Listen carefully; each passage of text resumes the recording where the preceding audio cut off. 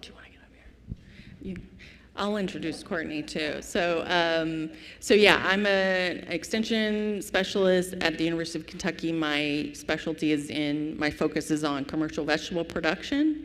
And Cortney came to me as a vegetable grower, not a county agent, and we started working. I was already doing tomato grafting, and I started helping her, and she just, took it from there and became super successful at it. And so you guys are going to get to hear her perspective as a grower, like what her experience has been with grafting. So you don't just get my take on it.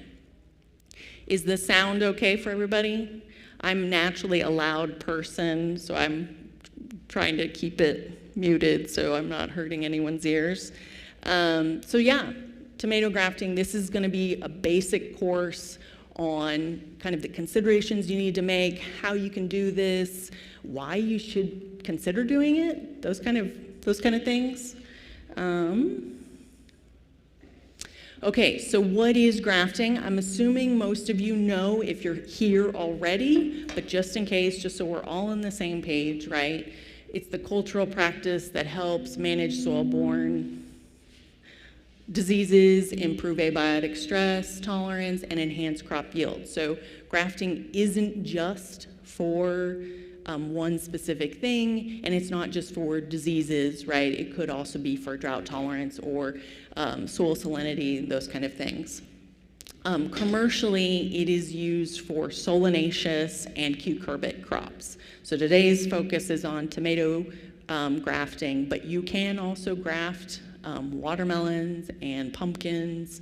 It's a different approach because, as you may be thinking in your head, the stem is different, right? So keep that in mind. But it is used commercially for both families. And really, what we're doing here is just combining the desirable root system and disease resistance or tolerance of one plant with another plant with the desirable fruit quality, right? So in a lot of cases, growers have their particular varieties that they want to take to market. Their customers expect certain things, and with grafting, you don't have to sacrifice your desirable fruiting varieties in order to still have decent yield or decent production, right? So it's kind of best of both worlds, let's say.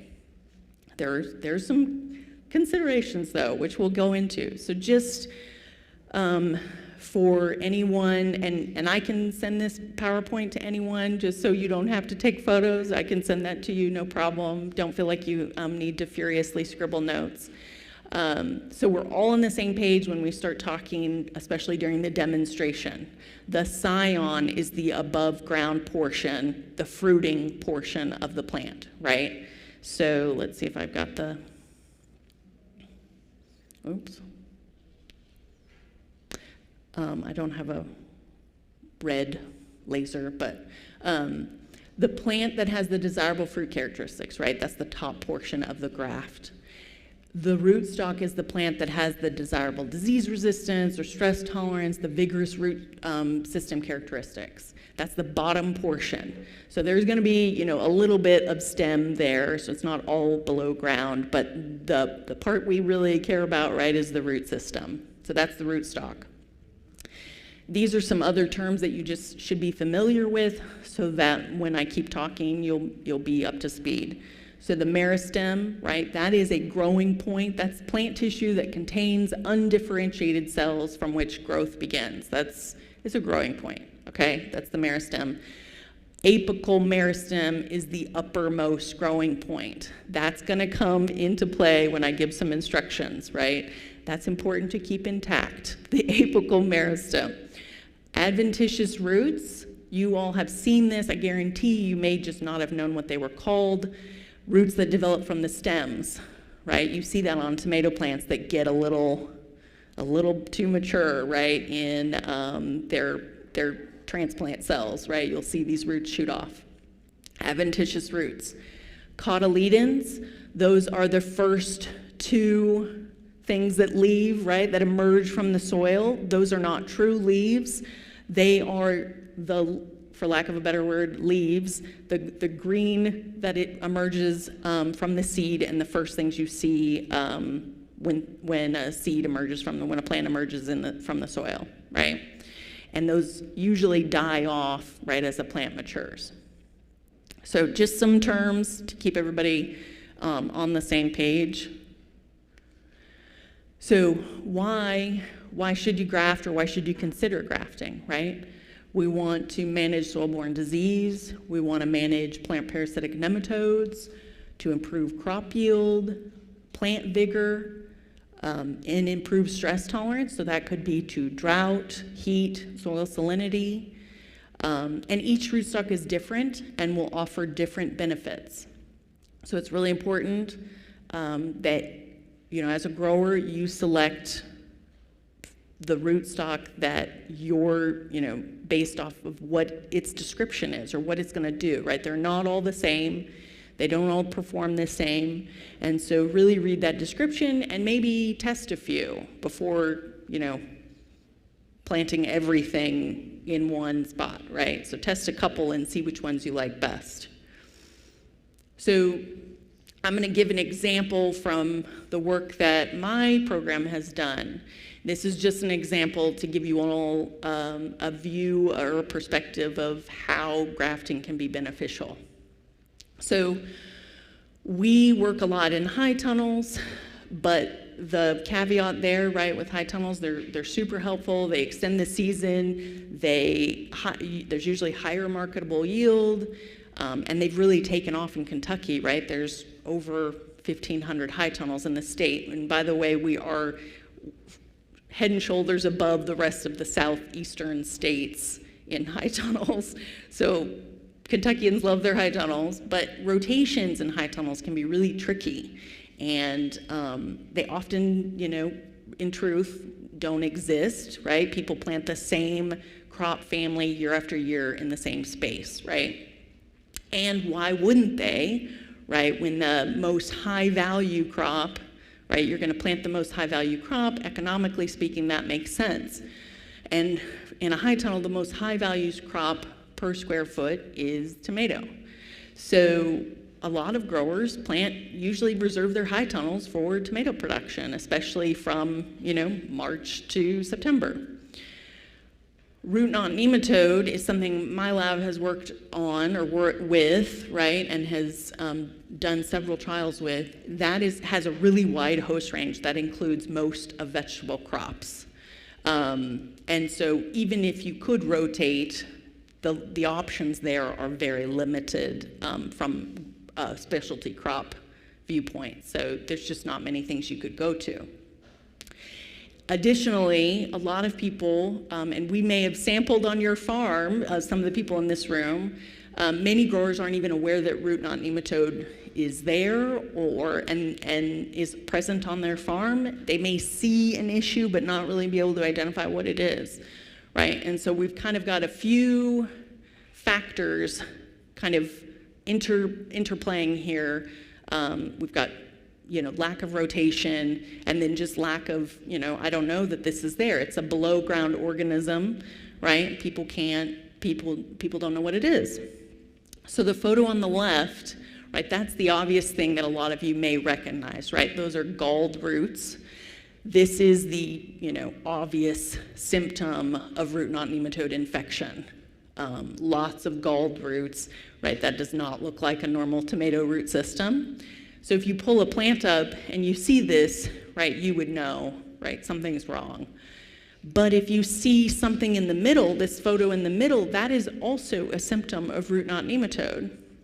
And you will see maybe just a few brown leaves, right? And even I would not necessarily chalk that up to root knot nematode infection, but that is the above ground portion. That is how it starts. It kind of just, leaves start to die, right? And then the photo on the right is advanced root knot nematode infection, where the whole plant starts to just become necrotic and die. So, right, you can see how this would easily get mistaken for something else, or people wouldn't catch it, right? And not everyone pulls their plants up at the end of the year. They're not all looking at the root system, right? And so it's easy to miss. So we have conducted several on-farm trials looking at commercial high tunnel root knot nematode management, right? And so we've done this in 4 counties now with producers. I'm going to show you the results of just one, just for time's sake. This particular grower selected Primo Red as the scion. That was something he always grew. He didn't want to change. And that's the beauty of grafting, is you can usually keep the scion portion, the fruiting portion, the same. We tested Maxifort, Estamino, Arnold, and Xinjiang as the root stocks. These are commercially available root stocks. So the plants were grafted about 1 month prior to transplanting. The grafted plants were transplanted in February. He had a heated high tunnel, I'll just say that. And we did confirm, I think it said it on the slide, but I didn't say it out loud. We had confirmed root knot nematode in his soil prior to doing this project. And we also had a non-grafted control. So we also evaluated these grafted root stocks with just Primo Red by itself. And then we did this 2 years and terminated in August and July of each year. So we collected monthly soil samples to track root knot nematode populations. The grower helped us collect the tomato yield, so we tracked tomato yield. We collected above ground biomass, just the above ground vegetative portion of the plants. And then we also did root sampling at the end. So the results, right? So the average yield per plant is probably the column that will be the most meaningful to you. So the non-grafted control in year 1 had 25 pounds per plant. Arnold, Estamino, and Maxifort had 35 and 36 pounds per plant. So it's significant difference from the non-grafted. So that's roughly 10 pounds different per plant. Some of you are probably already doing the math on this. You can fit, let's say, 400 tomato plants in a high tunnel, 10 pounds difference, right? That quickly adds up, economically speaking, right? Especially, depending on how much you charge per pound. Right, and this is something I mentioned earlier, right? The shin at the bottom here, this did not perform any better than the non-grafted control. So, right, not all rootstocks are the same. They don't all perform the same. And for the purpose of, right, root knot nematode management, this doesn't look like, this particular rootstock does not look particularly helpful, right, or different. Year 2, same pattern. The Arnold, Estamino, and Maxifort produced significantly higher yield compared to the non-grafted control and the shin rootstock. So just doing the math, right, this grower, if you charge $3 a pound, right, and you're getting 10 pounds different per plant times 300, 400 plants, that's a big deal. But it's not just about the yield, right? Are we actually managing this plant parasite, right? How that's another important factor in the sustainability of grafting, right? It's not just about that 1 or 2 season high yield, but are we managing populations? And so the answer to that is sort of. So the non-grafted control, so this is, I keep thinking I have a red pointer. It's throwing me off. So the non-grafted control, this root knot nematode per 100 grams of soil, right? significantly higher than the other rootstocks. So you can see 20, if someone had 20 per 100 grams of soil, I would say that's, you need to do something about that. Like, we need to start managing, right?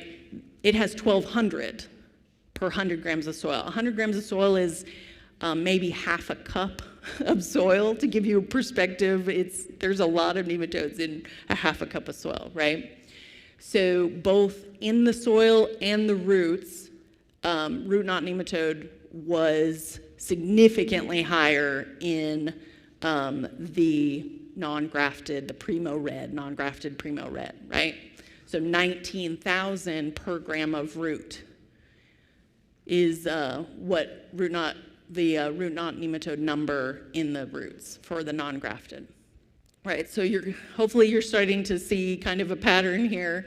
But on the flip side of that, right, so you'll recall that Shin had low yield, but it also had really low numbers of root knot, right? So it was managing root knot, but just not producing the yield that I think a grower would be interested in, right?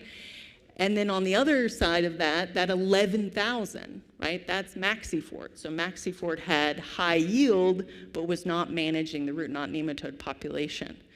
So it's not just one, from my perspective, it's probably not just one or the other. You want to hopefully have both, decent yield, managing your root knot nematode populations.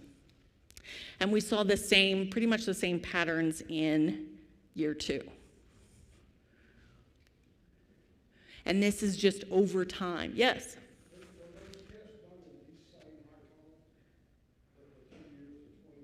Yes. Yeah. Yeah, the question was if this evaluation was done in the same high tunnel 2 years in a row.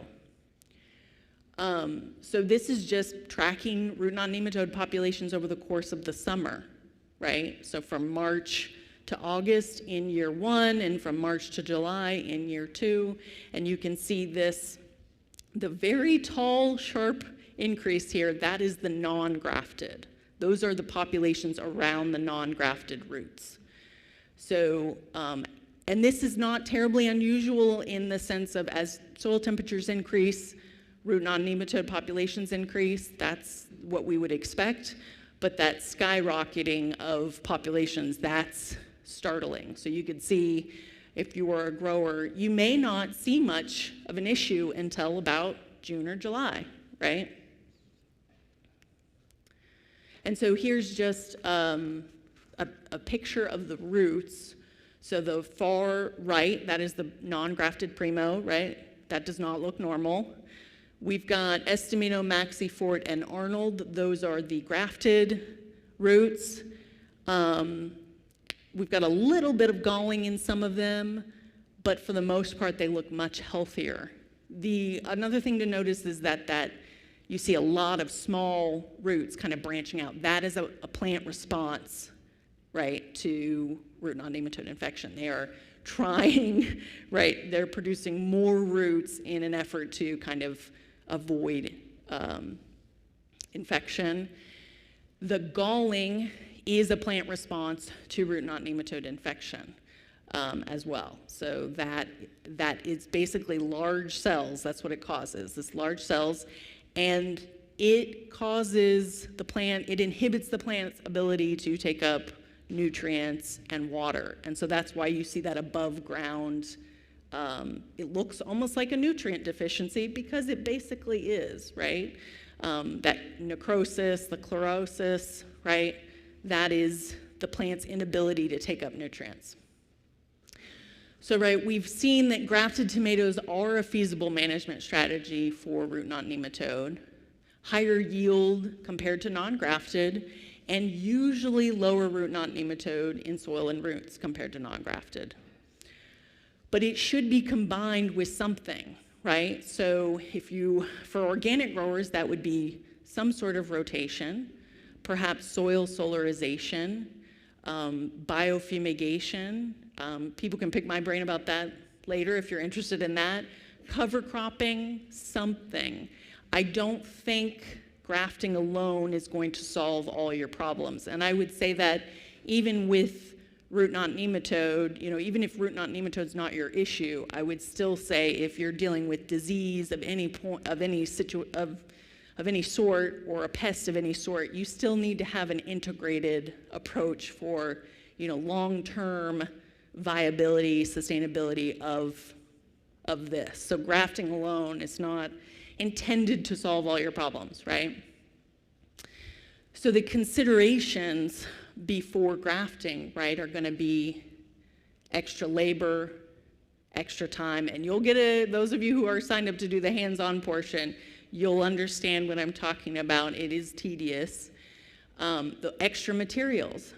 You'll see that too, how many materials are involved in kind of setting this up and carrying this out. The cost. Rootstock seed is considerably more expensive than regular seed. Add on to that the organic certification component of that seed, right? That adds an additional cost that can't really be ignored, right? So before deciding to incorporate grafting into the farming system, right, you'd want to consider why you need grafting. So is there a specific pressure, disease or root knot nematode pressure, right? What is your market strategy to cover the cost?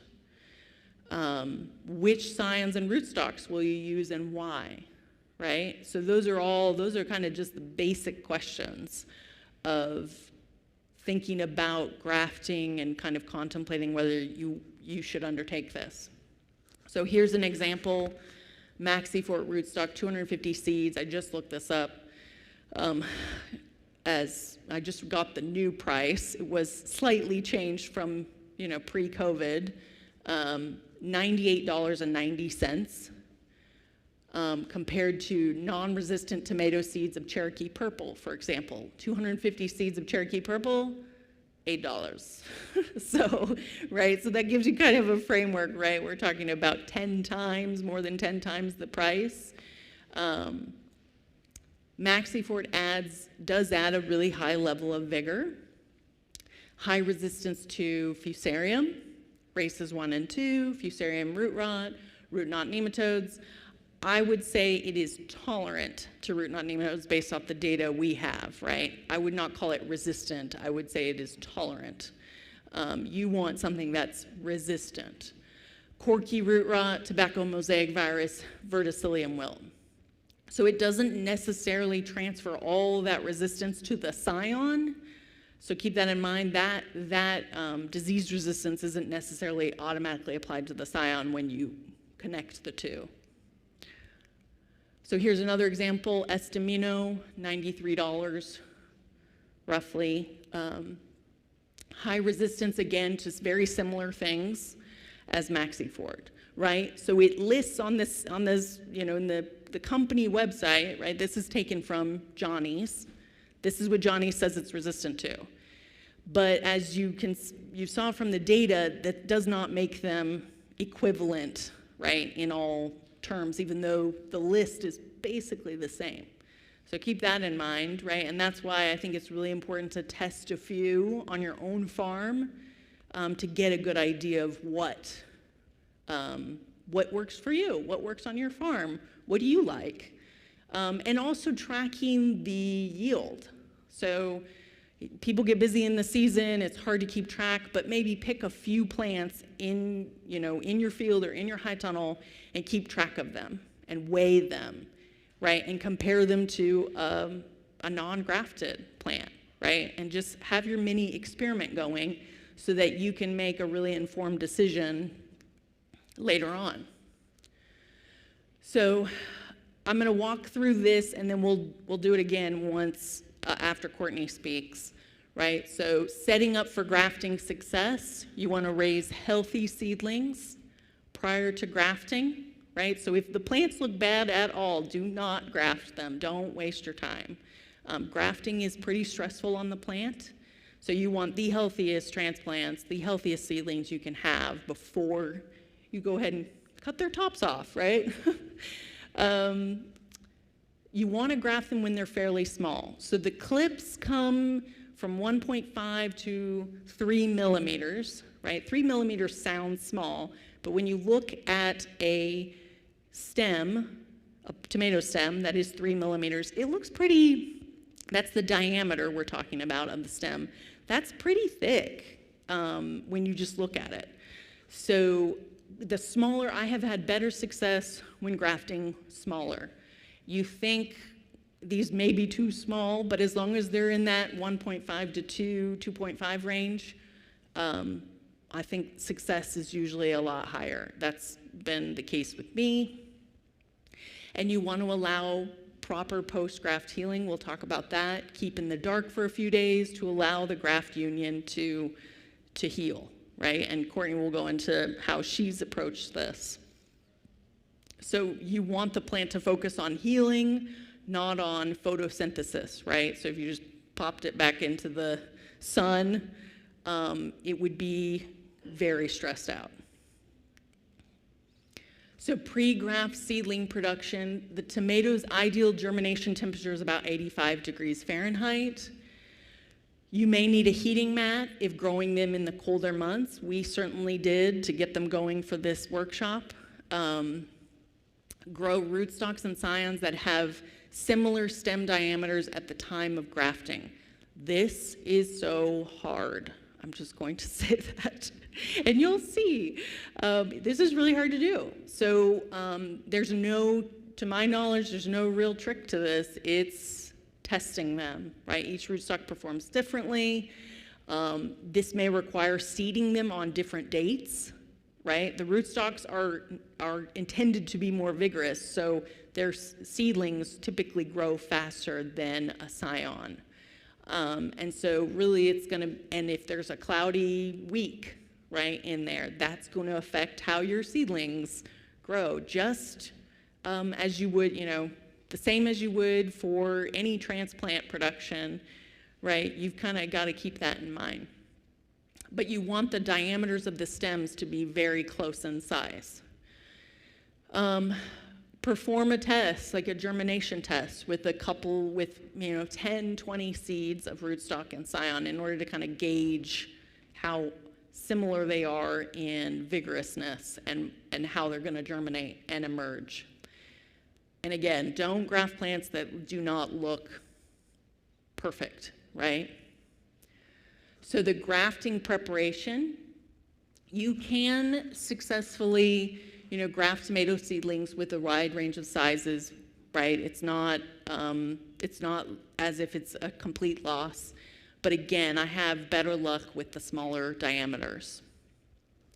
And as far as I know, I've only found them up to 3 millimeters. These silicone, that's the photo in here, the silicone grafting clip. As far as I know, they're only available up to 3 millimeters. And you want a clear clip, right? Because you want to see that you're matching things up, right? I don't think they sell them not clear, but if for whatever reason you see something on Amazon that is like a dark blue clip, don't get that. And that's so you can see what you're matching up to. The splice graft is what we're going to be doing today. That is the most common. It's basically cutting at a diagonal. And that is the most common grafting method for tomato grafting.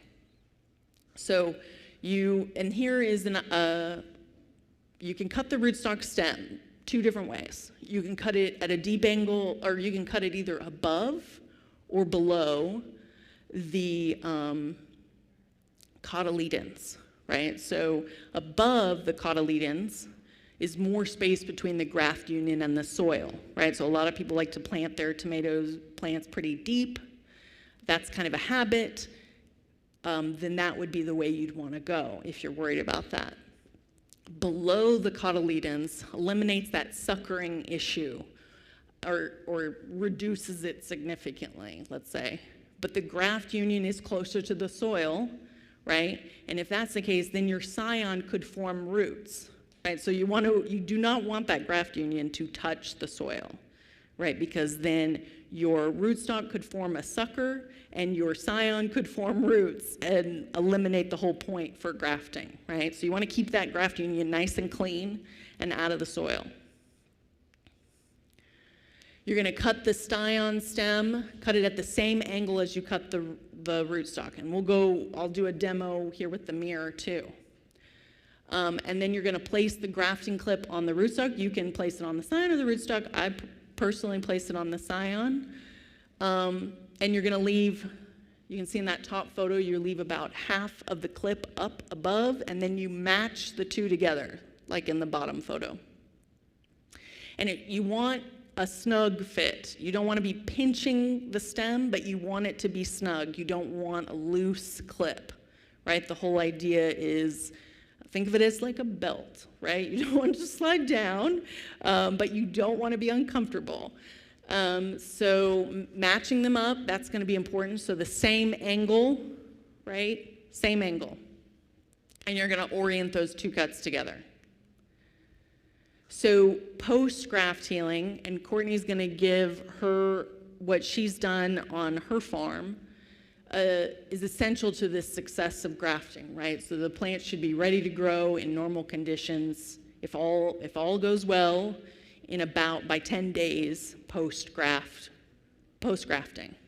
So budget that. If you're saying I want to transplant out into the field or the high tunnel, right, you've got to budget that extra time in for the healing. The first 48 hours, in my experience, the first 48 hours are the most important. And by that point, you know whether the grafting worked or did not work. And we'll go over some of these other things over there too. But you want to keep plants in the dark to reduce that photosynthesis. You want to maintain relatively high humidity. Maintain temperatures between 75 and 85 degrees, basically very cozy, warm, humid environment, and you're going to keep them there for about 72 hours. It can be longer. I wouldn't necessarily do shorter, but it may push into 4 days, something like that. And then afterwards, you're going to gradually expose these plants to light and less humidity, right? You're just going to reacclimate them into regular transplant life. So gradually reduce the humidity, gradually increase the light.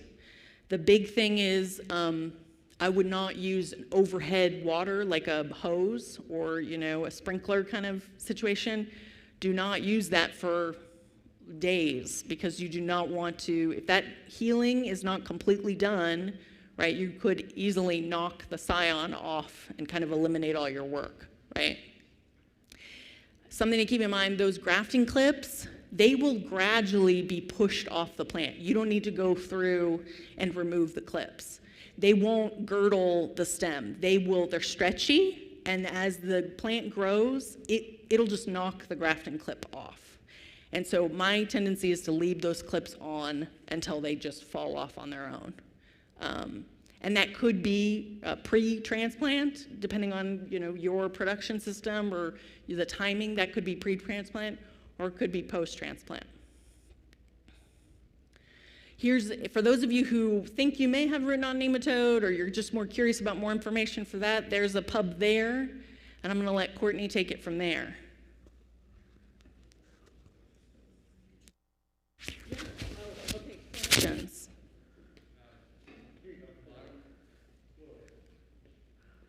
Bottom watering also an option? So in the first few days, we're going to do mist, and I'll demonstrate. You just want to get like a spray bottle and just mist them. Really, you don't want them to be soaking, right? So your rootstock should be watered before you start grafting, right? The potting soil is going to be a normal moisture level, and then once you've grafted, you're just going to spray them with a spray bottle. Really mist. You just want moisture, you don't want wet, right? So bottom watering would not really help in the scent when they're healing. If you use bottom watering on regular transplants, once they're healed, go back to whatever works for you. Yeah. I just have a research, yeah, point of question. I'm not a usual grower, but I'm a researcher. No, that's fine. Yeah. If you could please go back to your slides on the root knot nematode per, when you were comparing, yes. So if, yeah, can you go back to the first one? Yeah. Yeah. So during your presentation, you mentioned the Shin checking Yes. tank. Yeah. So for the yield, you know, it was a little, it was not 6 weeks, it was Low, lower, yeah. right, compared to Maxifort, Estamino. Correct. But when you went to the next slide about the root knot nematode, density. So even though they are still statistically similar to Estamino and Arnold, but it was way, you know, it's still small, 4 to 7. Right. So my question is, do you think there is an inverse correlation between the root knot densities and yield in Xinjiang Chang? That's a good question. So I think it's a, and this goes back to they're not all going to perform the same, right? Like it's clearly a good rootstock, and maybe there's a compatibility issue with the scion. So not all, for the most part, all commercial rootstocks should work with commercial scions, right? But there could be a compatibility issue, right? I will also say we evaluated this in a separate commercial high tunnel with Cherokee Purple as the scion, and we had similar results. It was low, not as low as the non-grafted, but it was pretty low. And so I think the scion or the rootstock does well as a resistant plant to root knot nematode, but it's just not a high performer in the field or, out in the real world, right? And we also saw they were shorter. So if you were just standing in the high tunnel, I could tell exactly which ones were Shin just by that one, right? Because they were so much shorter compared to Maxifort, Arnold, and Estamino, right? So they were just not as vigorous from that standpoint. Does that, I don't have a clear answer for you. It's funny, but that gives you an idea of you should evaluate. It's not just one factor you need to be looking at. Yeah. Are you going to address, maybe later, but there's a difference between Estamino and Maxifort as to what they do. So Johnny's, for example, recommends using Estamino for smaller fruited or heirlooms, but Maxifort for, your regular slicers or whatever. Is someone going to talk about how you decide which one? I think it depends on your production system. So no, that's not included in mine. Cortney can tell you what she did, but I think it really depends on the person's production system and what they have in mind. And again, it goes back to evaluating a few, right? It depends on your scion. It depends on the rootstock and your system. So it's really system dependent, locality dependent. There's a lot of factors in there. So no, I'm not going to go into that. We can talk more about it if you want to chat about it later. But I did have, some of the grower in this trial said, "Oh, my tomatoes he did say they look different." That they had so Primo Red naturally has kind of a pointed blossom end, which I guess he had not observed in the past, but they did have a pointed blossom end in this case. But when I looked up Primo Red the seed, the photo showed a pointed blossom end, but the grower swore up and down that the tomatoes were pointier than, so if from a marketing standpoint, if that is important to you, right, keep that in mind. There may be a slight change in the fruit shape or size. Overall, the growers we have worked with have been really pleased with the results, both in terms of marketability, the quality, and the yield. So I can say that. Maggie's in the room. She's worked with us. So yeah, it depends. I know that's a horrible answer, but with the scion rootstock combination, it really does depend. You said the characteristics or you will know within 48 hours whether it took or not. What were the characteristics of that? The plant will look wilted, right, and dead. That scion will just start to shrivel up. It'll be very obvious. So I'd give it 3 days before you start throwing things out, but a solid 3 days. But that scion will have wilted because, right, it doesn't have its root system. It's, completely dried up. Yeah. So accounting for the fact that you are likely to have some grafts that fail, Yes. what's a good percentage to shoot for, and how many more transplants should you be figuring to account for that loss? Great question. You don't cover that, do you? Courtney said, plant extra. I agree. I'm going backwards, sorry. So yeah, great question. We can talk about that more here, but our success rate in the past has been about 90%.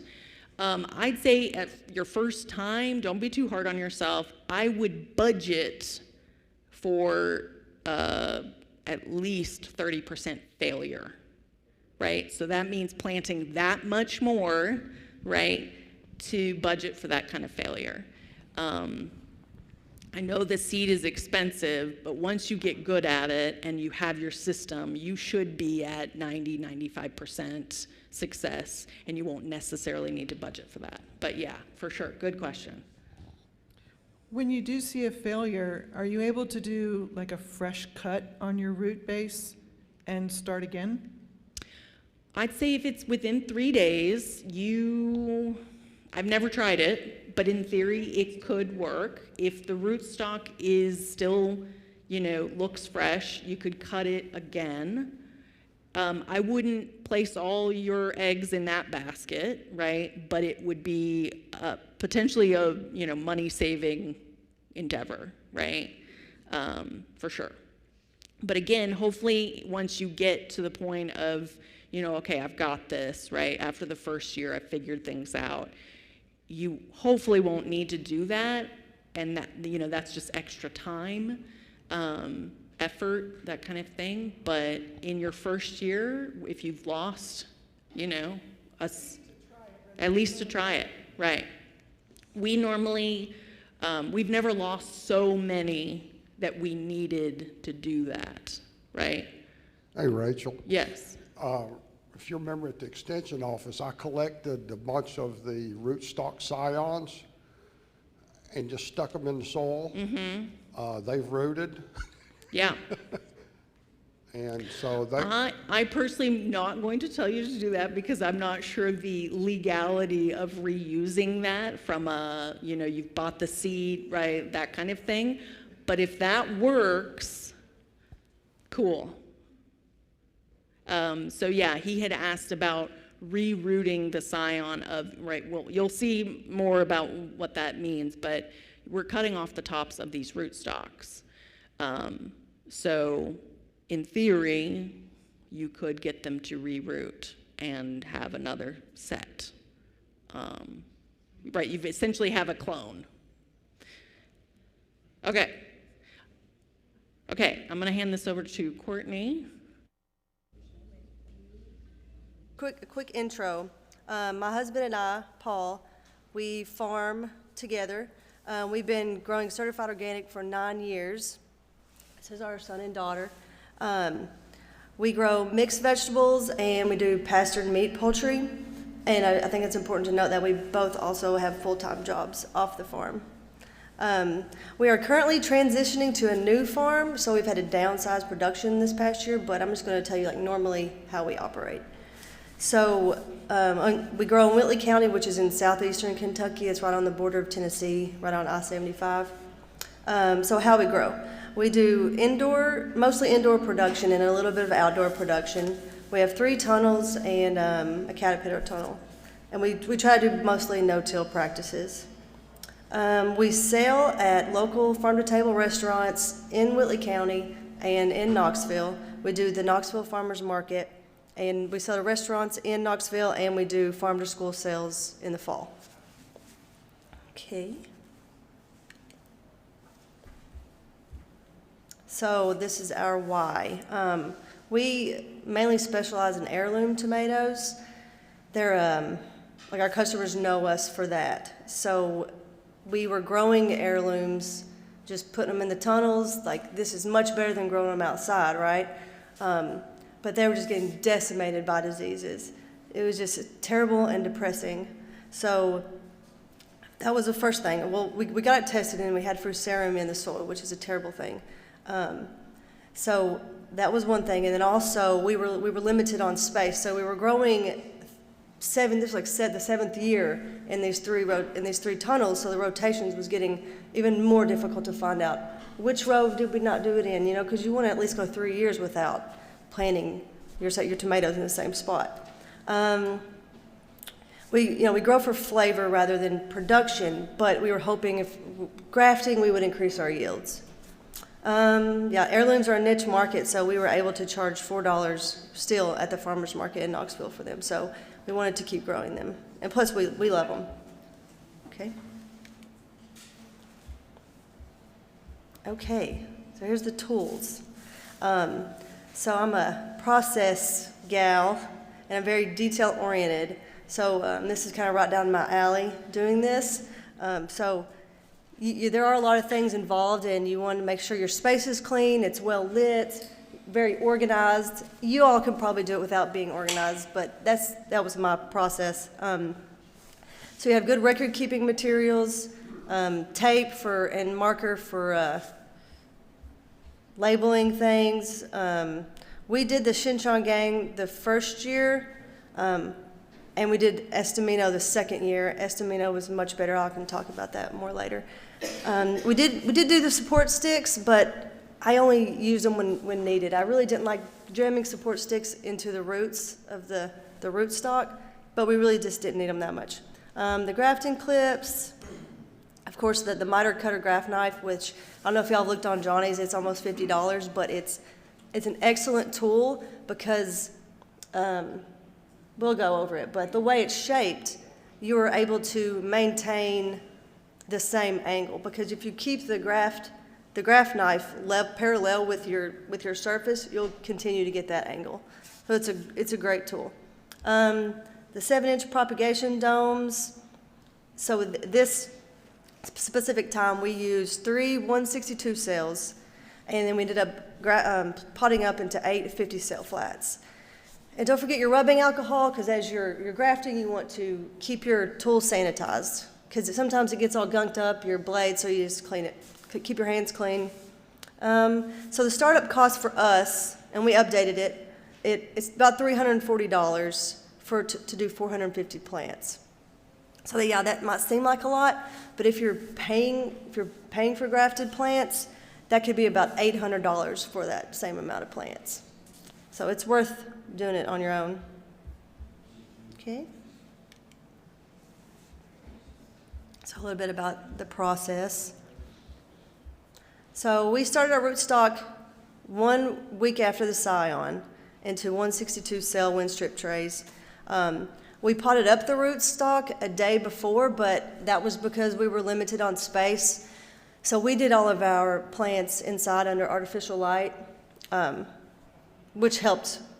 That was a controlled environment, so we had great success with that. But where we didn't have a lot of space, we potted them up into bigger cells. It might be ideal just to go ahead and plant your rootstock into 50 cells. Let's see. So ideally your scion would be bigger than your rootstock or the same size, and that was probably one of the most nerve-wracking parts. Is just you're going through all these plants, you're trying to find the one that matches and get them as close as possible. She talked about the rootstock and the scion. And attaching the clips.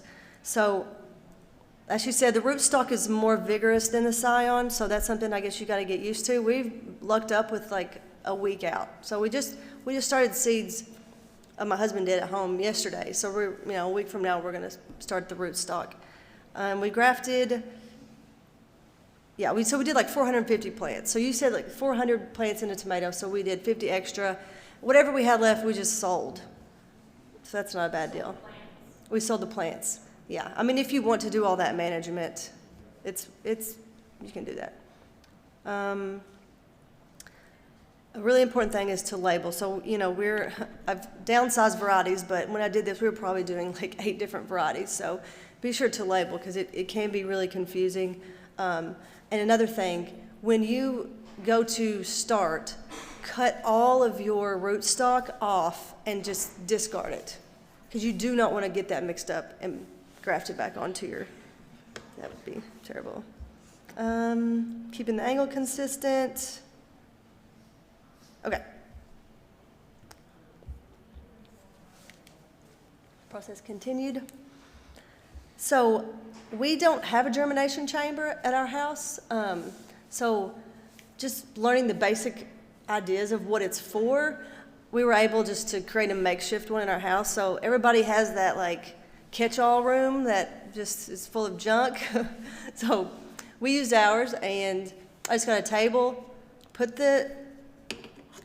so you have your dome, and you want to make sure you did say spray it, but like what I did was spray the inside of the dome and get it really wet, and then put it on the table. But then I just got a piece of plastic and draped it over it and taped it to the wall, so you have a dark environment. I put it on a heat mat, so I got that heat mat at 80 degrees. I even put an extra space heater in the room just to keep that room warm.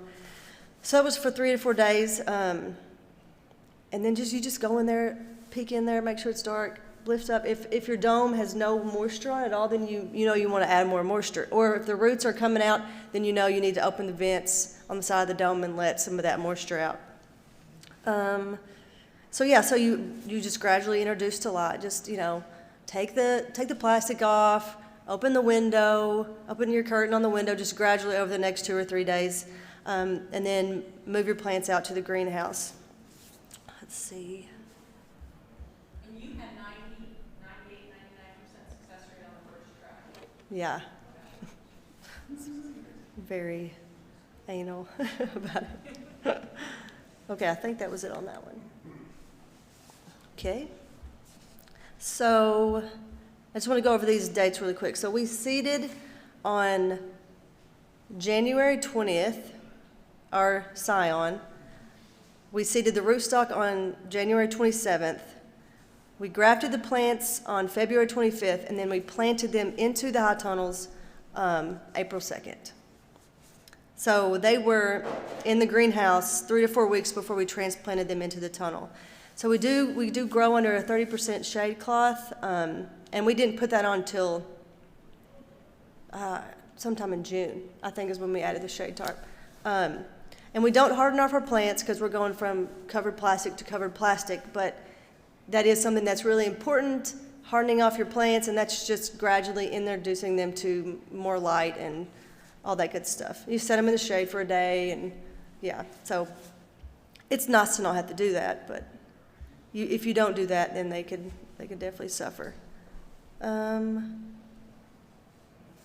Okay. Oh yeah, an important thing about, so we don't graft all of our tomatoes, and Valencia is one of those because it's already vigorous and it does fine anyways. So yeah, it can be too vegetative. Let's see what we got next here. Okay, the outcomes.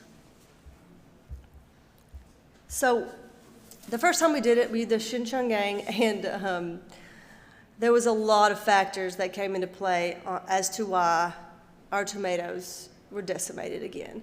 So the yields weren't as high, but we didn't have great ventilation in the tunnel. We had a well problem. There was too much sediment getting in our well, and our filtration, we weren't able to filter it out good enough, so our drip lines were getting plugged up, so we weren't getting sufficient water, and we didn't even realize it. We had the tobacco mosaic virus and the Pythium root rot fungus, so like, you know, when these plants were looking great, I'm like, this is such a success, and then they just ate it. So I'd go in there and just spend so much time pruning out this disease, sanitizing, trying to catch up with it, and it was just impossible. So I don't know if it increased yields that first year because of all these problems, but the second year, we did the same thing. We added fans in our tunnels, we got the shade tarp on sooner, we fixed the irrigation, and we had it was great. And we used the Estimino rootstock. We definitely increased yields that year. Oh yeah, another important thing is we increased our spacing of tomatoes as well. So we did do less tomatoes, but they did better, and we were easier to manage because we didn't have so many in there. They had more ventilation, less fungal problems, all that good stuff. But yeah, we do use copper and Pyganic, safer soap too, because yeah, once they're weak, everything attacks them. We had aphids, we had all kinds of serious issues. Okay, reflections. So, yeah, we probably won't go back to that Xinjiang gang. Okay.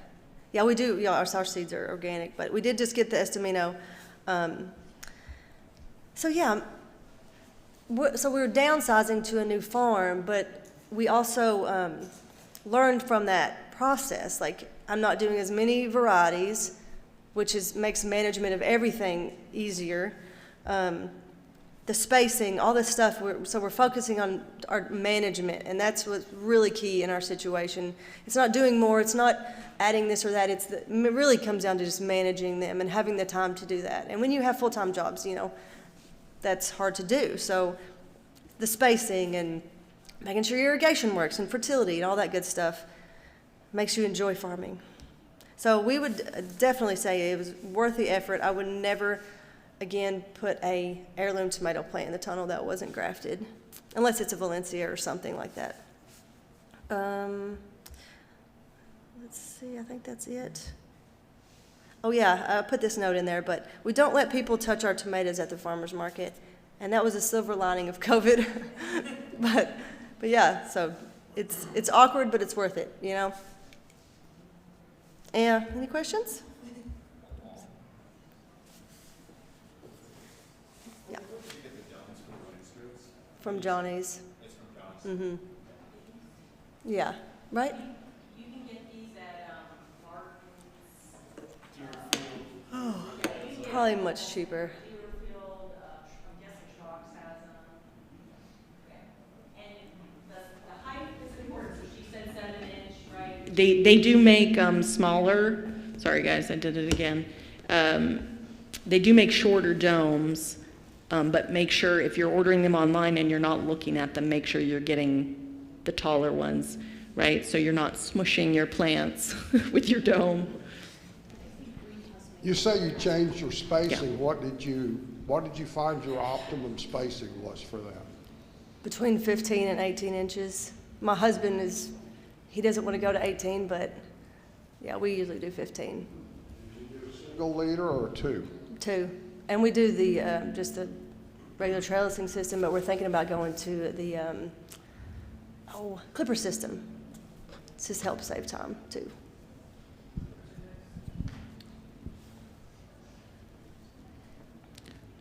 Behind you. Do you have any experience with the greenhouse hybrids, the heirloom lookalikes, Gin Fizz, Marbon, etc., how they compare as grown as non-grafted? Oh, it's non-grafted. To grafted heirlooms. I don't have much experience with we did we've done I don't know, because there's that carbon. Was it carbon? Cherokee carbon. Yeah. That's not a hybrid. It's open pollinated. Yeah. The purple hybrids are, I forgot the names, but they start with an M. Yeah, no, yeah. I don't think so. Okay. So just putting it out there, I don't know I'm curious to see how those, because that's what we grow. We switched away from heirlooms to the heirloom. Yeah. And I mean, I think they've come quite a long way, especially Gin Fizz and Marbon. What is it that you? Oh, you graft them? Okay. Yeah. Okay. So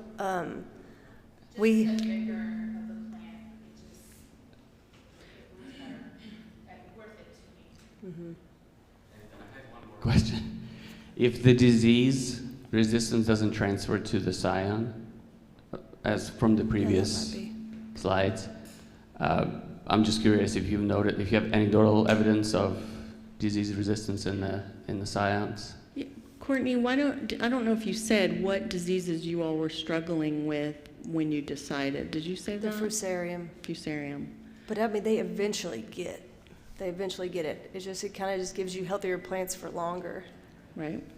Does that answer your question? Okay. And I will just, Cherokee Carbon is a hybrid. It is, yeah. And we do have experience with it, and it's done really well, well, it's not nematode resistant, so in that regard it didn't do well, but as far as like fruit production, grafted onto other things, it does well too. Yeah. Does anybody know what damsel is? Is that a hybrid? Yes. Okay, because we ordered some grafted plants, and we ordered a pink Berkeley tie-dye, and what we got was damsel, but we loved it. Oh my gosh. Yeah. It's great. I just wanted to highlight a couple of things that you said, and that is, one, you tried it again after maybe not a totally successful first year, and I think that's really a great point to make, that, you know, the grafting experience itself went well, but afterwards, right, it didn't solve all your problems, right? There's still like a lot of other things you have to keep up, and you ultimately it was worth your while, even if maybe the first year it wasn't great, right? Right, yeah, and I've had another grower, right, we had grafted plants in there, and they weren't managing it, and, you know, we had significant yield loss from leaf mold, right? So it's not going to solve all your problems. You've still got to do whatever management you need to do, ventilation, plant spacing, shade cloth, you know, those kind of things are still really important. Awesome. We're about 10 to 4 right now. Yeah, let's get one more question. And then we'll get on to grafting here.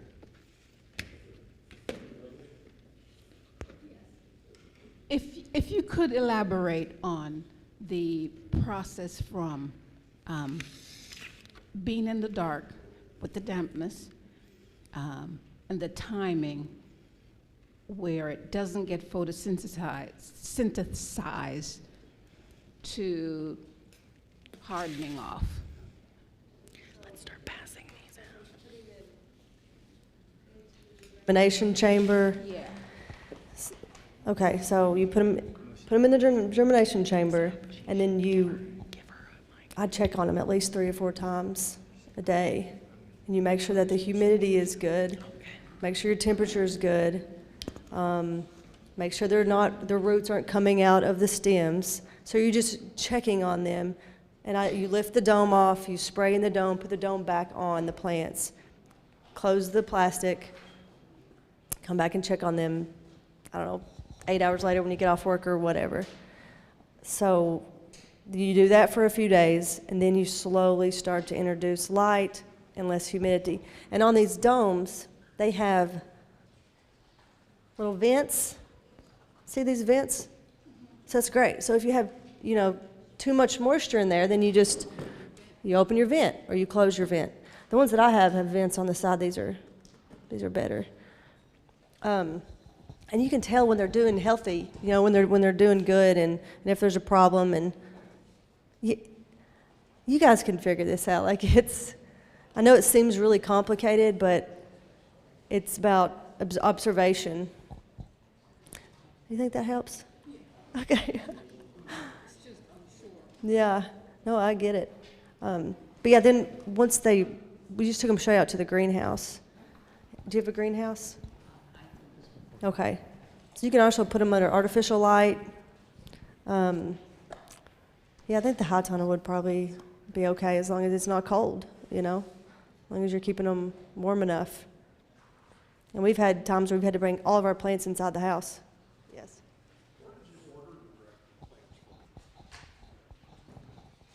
Where did you order your grafted plants from? Banner Greenhouse. They don't sell them anymore. No. Trihistal is in North Carolina.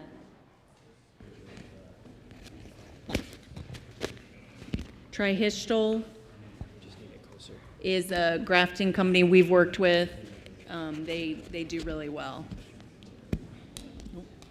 Thank you. So the thing to keep in mind there is that they come in, the ones from Trihistal come in 1/28, right? So the plants are pretty small. They come grafted. They have the little sticks that Courtney was talking about.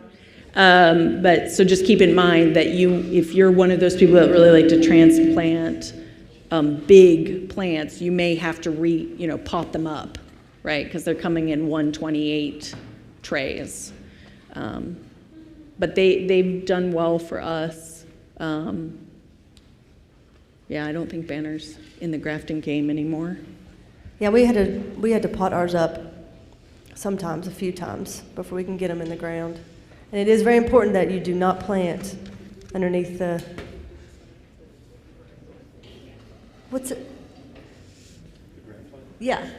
Yeah, so, but I don't plant underneath the top of the soil of the plant, which that's hard to do when you're used to, right. Planting really deep. Yes. And so, if you're one of those people that will have the tendency to plant deep, then maybe keep the clip on as like a reminder, like here's where the line is, right? Mm-hmm. And they'll fall off, and you can find, they're pretty easy to find. We can get them, later in the season if you really want to save them, but yeah. And something else too that might be thoughtful is you got to be careful with wind when they're in your high tunnel. And I wait till they get a little bit bigger before I start trellising them, because if you have that little small plant trellised and the wind comes through, it's going to jerk it right out of the ground.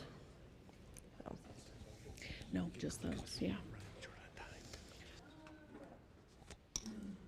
So I'm going to go ahead and talk for Rachel to get us moving, but she handed out some of the grafting clips of multiple sizes. Oh my God. So you'll be able to look at your stem and see what size it needs. This is a good learning experience. Yeah. So they have 8. So yeah, each thing, so 3, 3, 2. So every pair of people should have 4. So why does he have? 2.5 and 2. I need 2.5 and 2. So you should have a 1.5, a 2, a 2.5, and a 3. So raise your hand if you do not have 1.5.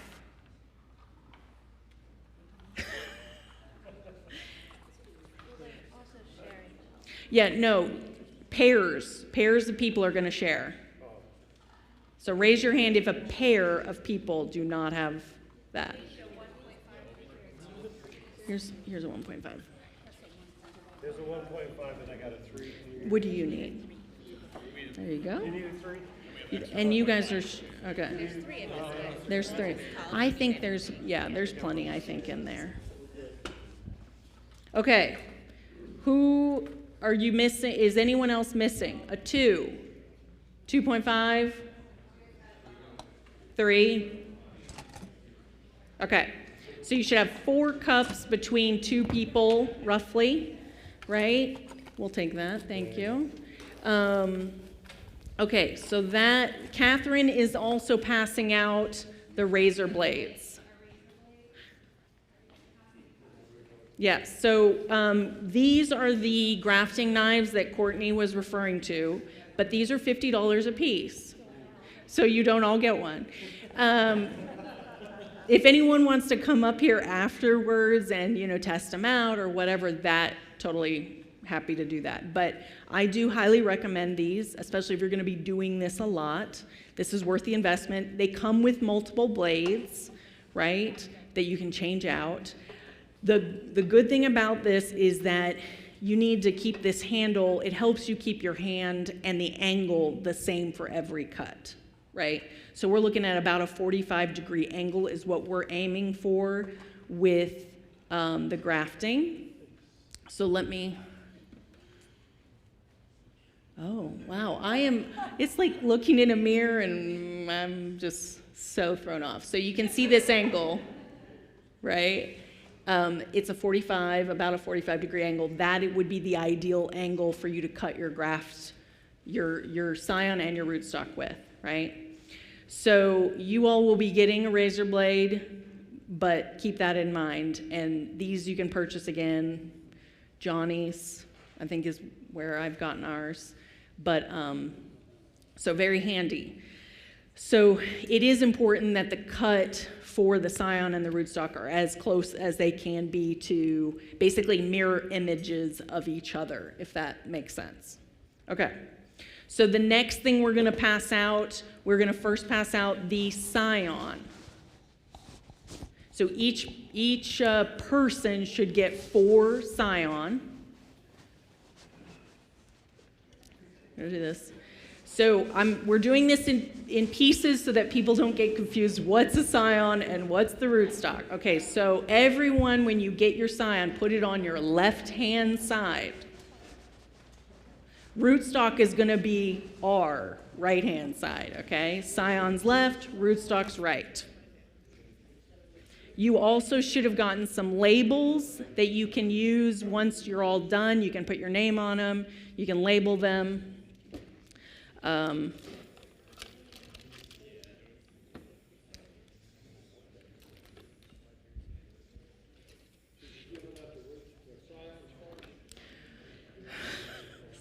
Scions first. Cherokee purple is your scion. These are organic.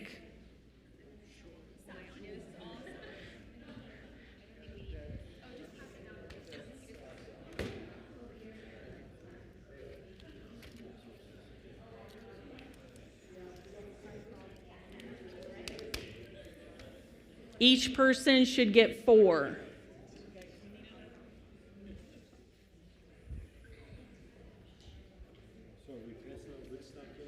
Not yet. I do not want people to get confused. All right. Who does not have a scion pack? We got 2 hands over here, 4 apiece.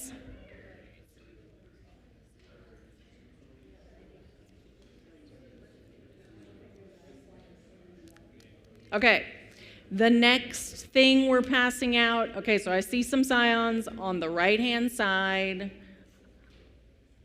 You're playing with fire here, but that's fine. Scions on the left, scions on the left. Rootstock is going to come, and it's going to be on your right-hand side. What is the rootstock? The rootstock is Fortamino.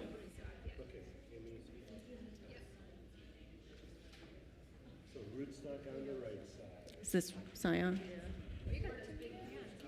Yes, Fortamino. Not Estamino, Fortamino.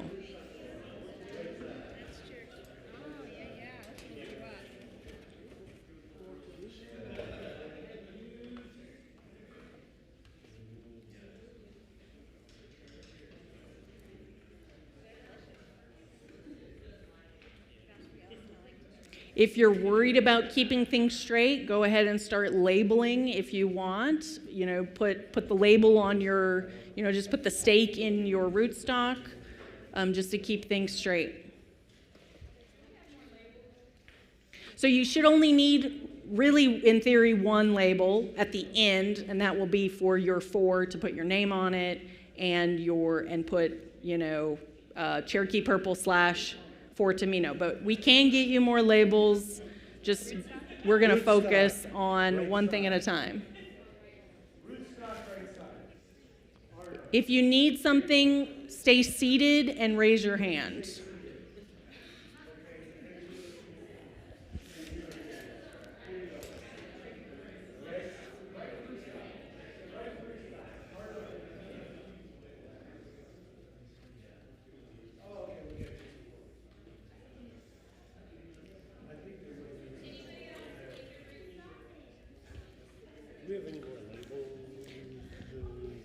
Yes.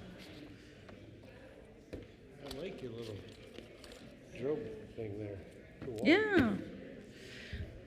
Okay, we're going to get started here. So I'm going to try to keep this straight here. It's like looking in a mirror, which is throwing me off a little bit. Okay, so scions on the left, rootstocks on the right. All right, everybody good? Okay, so 45-degree angle. I will use the razor blade just so you all can see what it's like.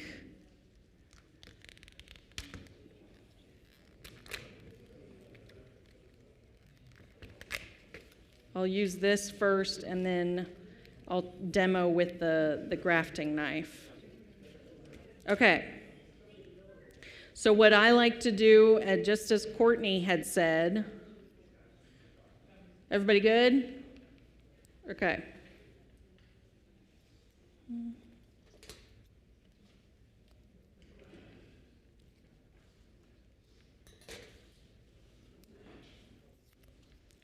Okay, just as Cortney had said, I like to deal with the rootstock first. So in a real world situation, you'd probably have a whole tray of rootstock, right? So I go ahead and cut the tops off of all the rootstock all at once, right?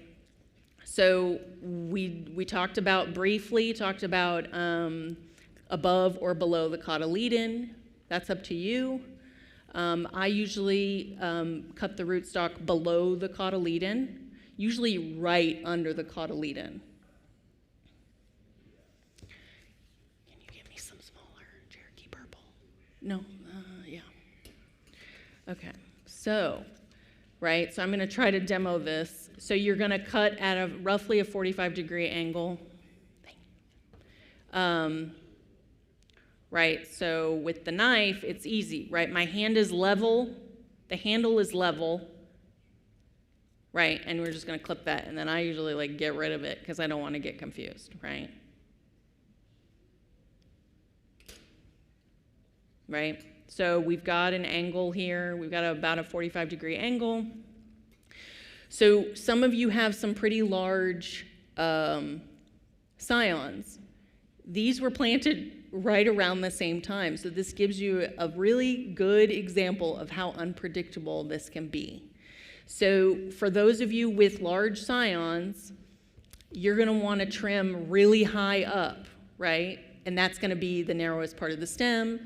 Do not cut do not damage the apical meristem, right? Keep that going. Otherwise, you're going to have just a tomato bush, right? But you can. It's not, not all is lost if you have a really tall scion. You just need to cut higher, right?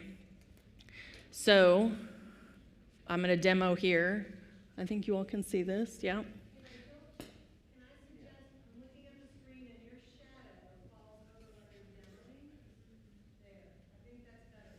Well, I will try. Would you want to try to do it from the other side? So, okay, yeah, we can try. Do I need to flip the mirror then? No? Okay. Okay. So,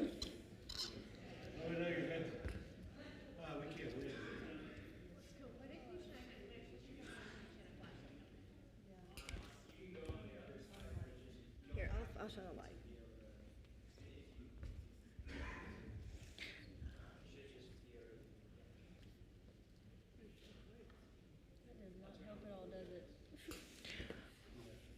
is this okay? Okay. All right. So,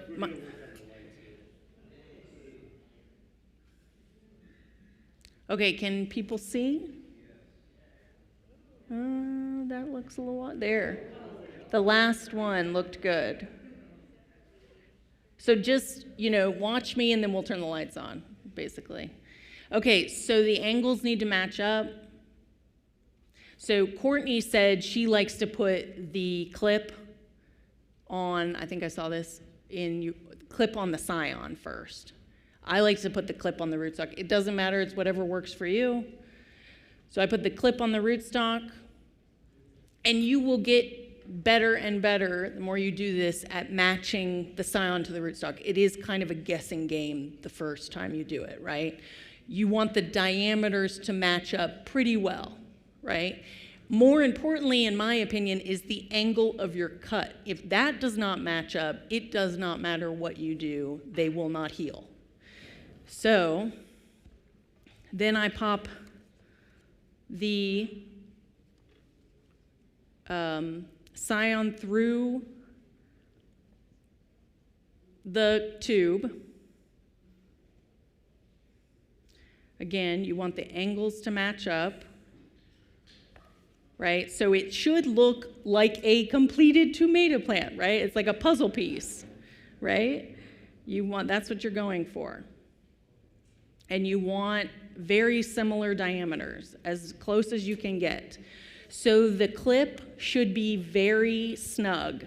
It shouldn't be sliding around. It should be very snug on the rootstock and ideally on both, right? So it may also be a little bit of a guessing game as far as which size, and which is why we gave you 4 different sizes, right?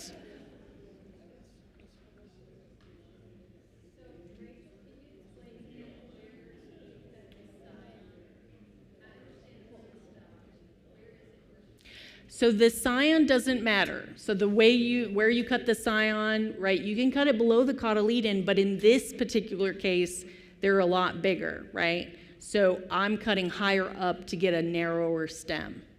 Otherwise, if your rootstock ends up being really big, right, when you do it, cut lower.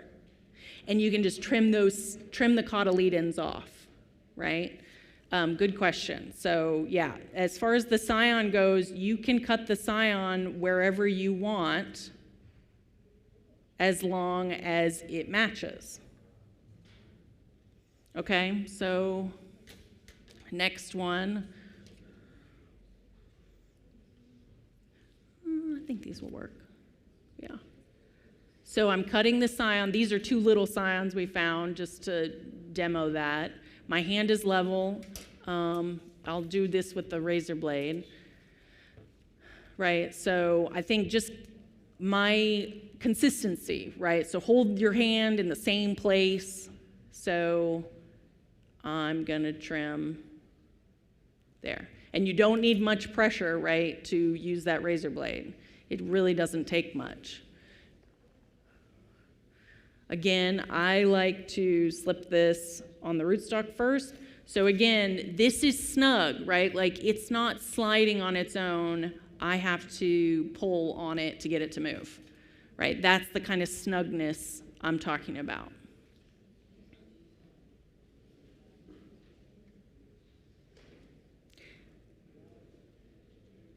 So I will hold these up in a second once I'm matched these up. And you may need to trim your cotyledons off to get a good fit.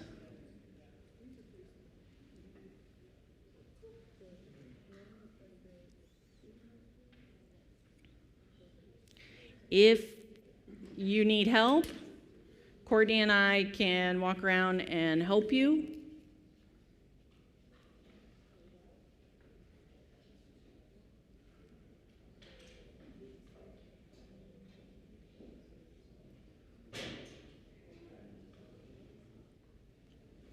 So there should be no gap between the rootstock and the scion. It should look like a completed stem. There should be no air or light coming in between there, right?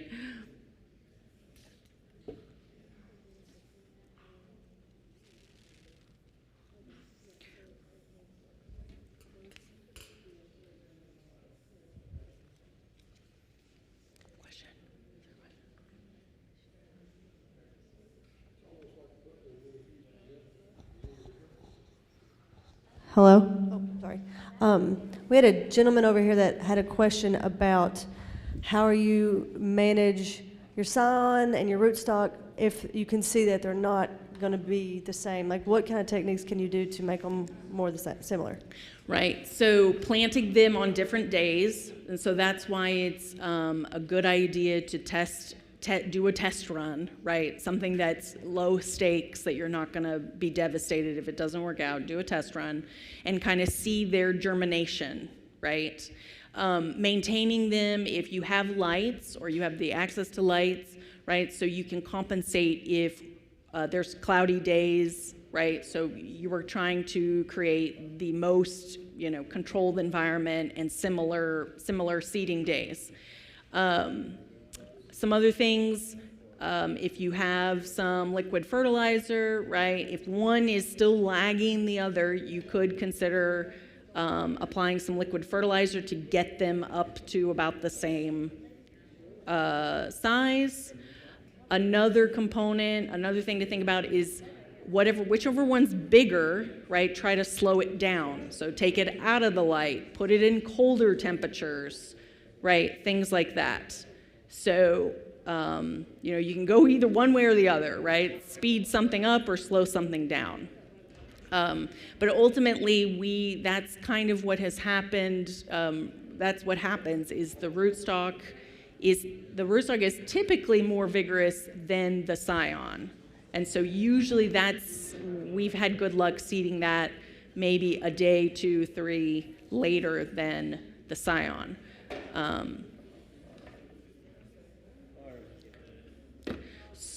Okay. So I want everyone just keep seeding, but I'm going to set up kind of an example of what this will look like when you're done. I just wanted to close. We're not kicking anybody out. We'll let everybody finish. But it is 4:15 right now at the moment. Before you leave, please fill out that little questionnaire, because that helps Oak, that helps us deliver a better product to you. And thank you so much for participating. And it's like this, when you leave, well, I'll take the speakers, run a little late, but that's fine. There's nothing that's coming in here afterwards, so we're cool. Take your time. Yeah, we're cool. Yeah. So take your time. We'll be here. Sorry we're going long. It's a tedious process, so especially getting going. I did want to demonstrate what this would look like, when you're done, right? So let's say in theory you've got a full tray of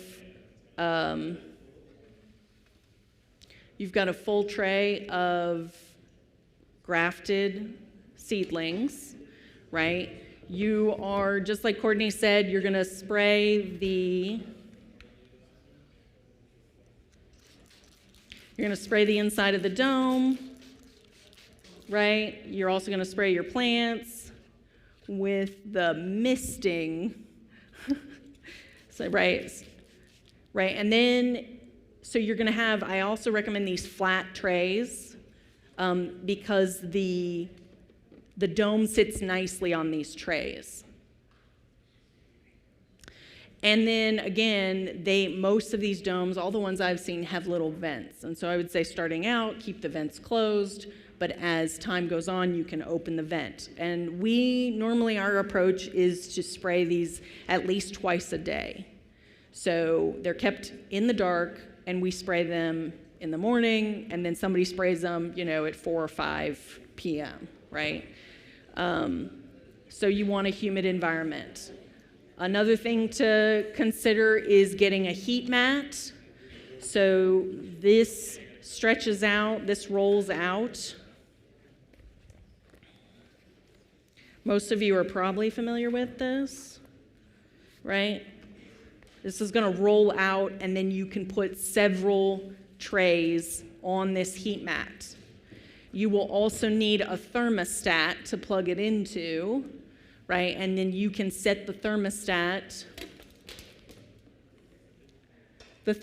to, I would say, 80 degrees. Ooh, actually,